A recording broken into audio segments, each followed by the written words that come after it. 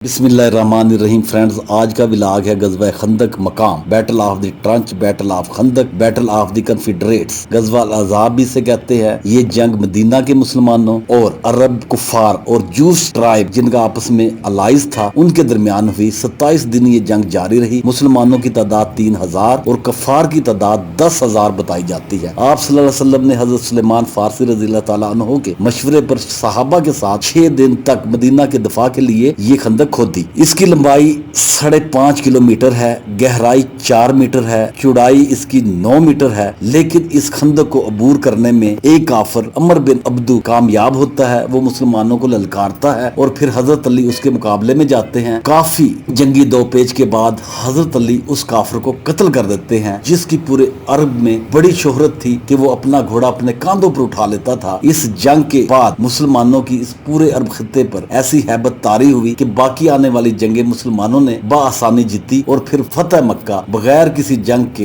हुई। और फिर आप सल्लल्लाहु अलैहि वसल्लम ने वो रियासत कायम करके दिखाई जिसका कुरान में जिक्र है, जो एक मिसाली मदीना की रियासत थी, जिसे आज भी दुनिया मानती है। और दुनिया के बड़े बड़े दानश्वर, बड़े बड़े अक्लमंद दंग हैं, हैरान है कि आप सल्लल्लाहु अलैहि वसल्लम जैसी रियासत आज तक कोई कायम नहीं कर सका। इसी के साथ इजाजत चाहूंगा। God bless you and your family. आमीन सुम्मा आमीन।